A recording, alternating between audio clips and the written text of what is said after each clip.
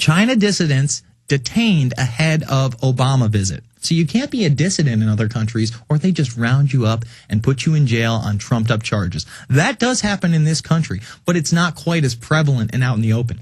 China has detained several dissidents and campaigners ahead of the U.S. President Barack Obama's much-anticipated first visit to the country, their relatives and close contacts told AFP Saturday.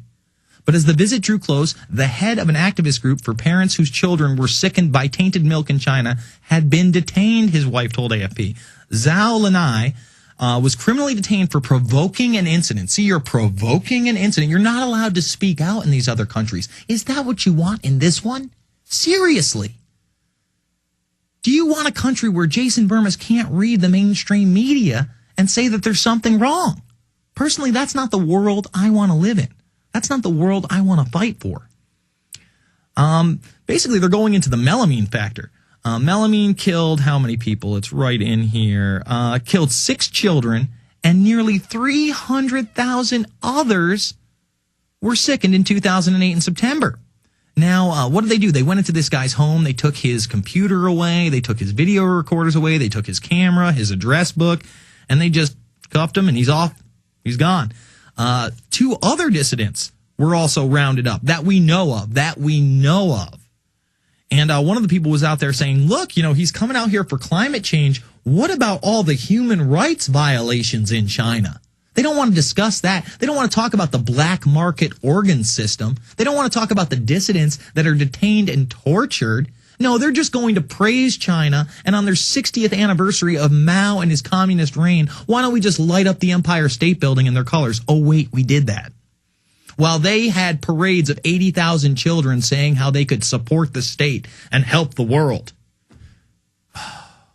Is that what it's going to come to in this country? A bunch of kids dressed up in red, white, and black jackets that say City Year, and they're Obama's Hope and Change Brigade, and we're here to serve the state? We're almost there. We're on the brink of that. Aaron Dykes goes out to Alabama. He's driving around. He sees a bunch of these City Gear kids, and one of them's in camouflage paint. What the hell is that all about? All right, I want to play this video before I get into the H1N1 news. And this is Catherine Sebelius, Bilderberg elitist pick. That's what she is. She was the governor of Kansas before they recruited her to be the head of Health and Human Services under this administration. And she's spouting off about how great it is, because it's a great thing now. It's an awesome thing that Sesame Street and children's cartoons are encouraging them to be wary of the flu virus, the boogeyman. Go ahead. You're sick, washing hands, coughing and sneezing into arms. I've been very impressed that children are listening to Elmo and they are correcting their parents in terms of sneeze technique. And we are doing everything we can think of with our partners in terms of the communication effort. Not only using traditional media, but we have great partners in Sesame Street, in Sid the Science Kid, where the secretary and I will launch a new program today, Facebook, Twitter, ESPN that runs the scrolls into college dorms is a partner in encouraging that age group to get the vaccination. We've had YouTube videos, so we are trying to get the word out to folks that vaccination is the best defense against this flu, and the good news is I think it's beginning to become available around the country. All right, there you have it. She openly states they're going after the youth. And it's not just the 5-year-olds. They're going after the 15-year-olds. They're going after the 20-somethings with ESPN and YouTube. And we're hip. We're on Facebook now. Meanwhile, Elmo's telling kids, you need to correct your parents on how to fight this flu. You need to take the flu mist. You need to take the vaccination shot. Who cares if it has squalene, formaldehyde, a weakened form of the virus, a little mercury? It's a combo pack of delicious and nutritious. And we had that propaganda piece air, I think about 2004, 2005. It ran nationally, but it was made to look like a local story where they talk about the study where mercury helps your brain. It doesn't matter if it's actually been linked to autism in several lawsuits that the CDC has lost. It's healthy for your brain. And in my hands right now, is a permission slip out of Quebec, Canada.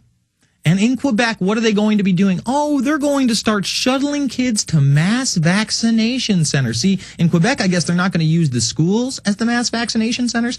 Now, you go through this thing, and they kind of give you the color of, oh, it's mandatory, but it's not really mandatory. So we really would like you to have your kid vaccinated. And they have the little checks here.